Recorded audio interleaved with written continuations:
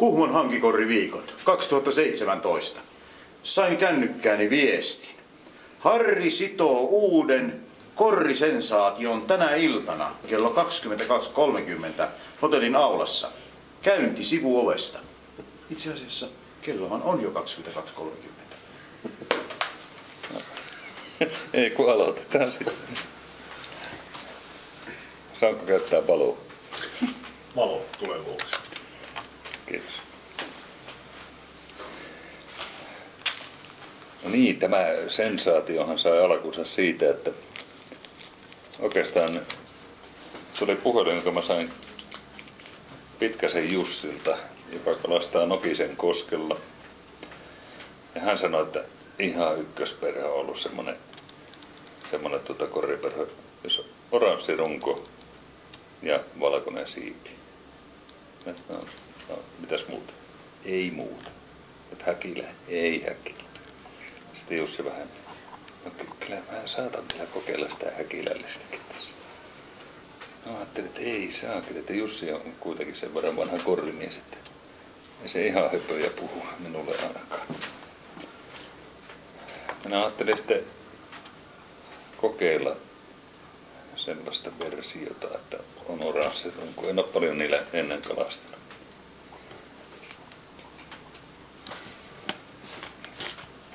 Koukuksi valikoituu tämä Kamasaani P400 12 numeroa. Johtuen juuri siitä syystä, että muita ei ollut.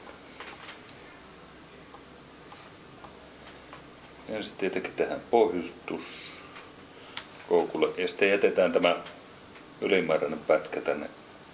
Ei leikata sitä pois, koska siitä tulee kierre. Sitten mulla on tämmönen oma sekoitus.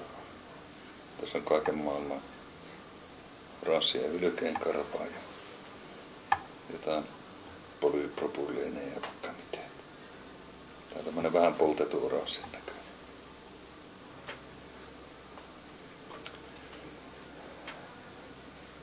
Rupataan siitä runko. Ja sitten aloitetaan se runko aivan tätä, koska tää on lyhyt koukku, että on itse asiassa lyhyempi kuin toi oikein korrin runko, niin vien sitä vähän tuonne liiaksi taakse. Sitten se aloittaa. Ja sitä ei tehdä muuta kuin noin 2/5 tuosta rungosta. Jonka jälkeen pyöritetään täältä sidontalanka kierre.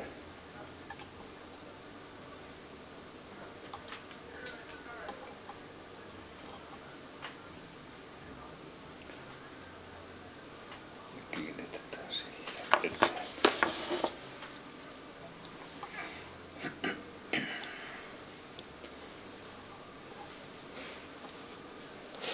Sitten voi sitten saksia vähän pois noista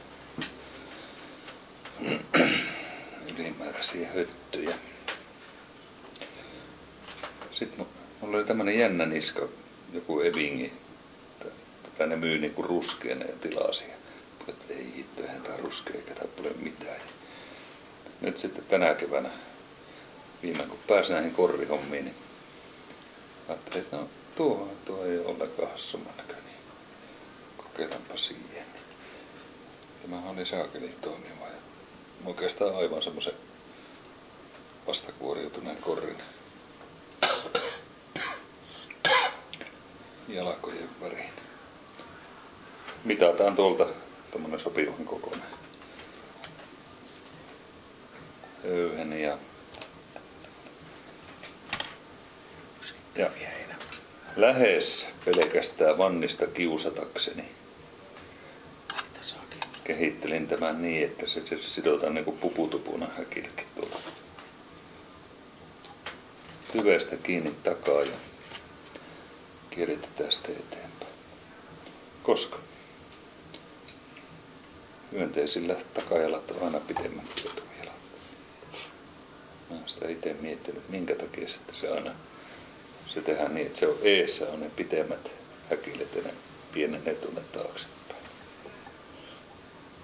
Sitten toinen syy siihen, että ihan tosi mä oon funtsinut tätä hommaa. on se, että nämä on aina pehmeämpiä täällä takana nämä siikaset. Jolloin se ei estä sitä koukun tarttumista, kun se kolauttaa.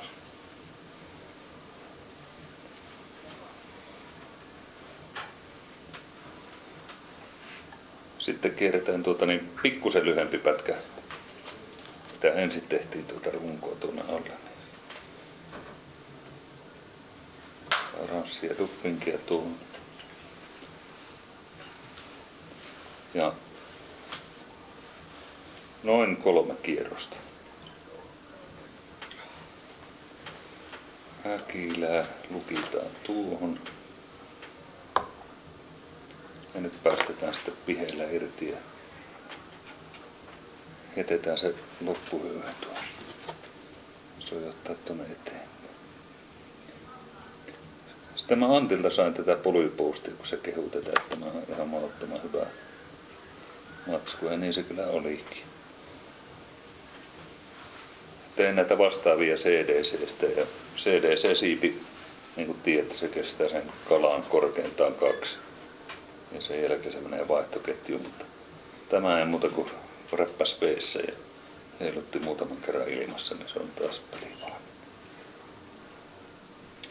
Eli polypoustista siipi tuohon tehdään 2 osassa, eli siis tälleen pannaan puolesta väliin kiinni. Sitten taitetaan kaikki mukaan.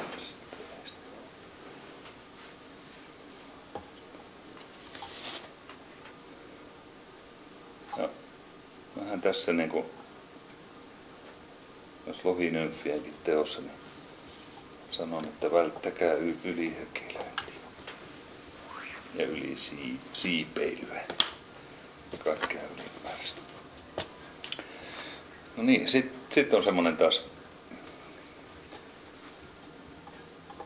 semmonen pointti. Mä en koskaan muista se jenkkisetojen nimeä, Marina Vincent taisi olla, joka sit on aivan äärettömän suttuisia häkilöitä, se vetää ne ees sun taas rungolle. Ja ihan sen takia, että ne näyttää paljon luonnollisemmin, tommonen siististi kierretty. Niin, tässä on sitten hakenut sitä, että mennään 2 kierrosta tuonne taaksepäin. Siiven juureen. Ja sieltä palataan eteen 2 kierrosta. Sitten sidontalangalla yritetään saada sitä jäljestä vielä mahdollisimman suttusta. Ainahan se ei onnistu. Perfektionisti on. Ja päätetään tuohon.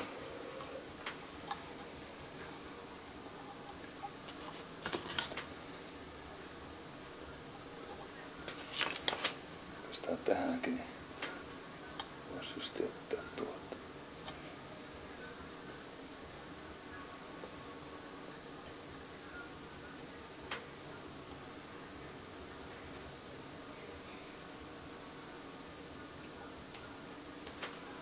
Ei tule liian siisti.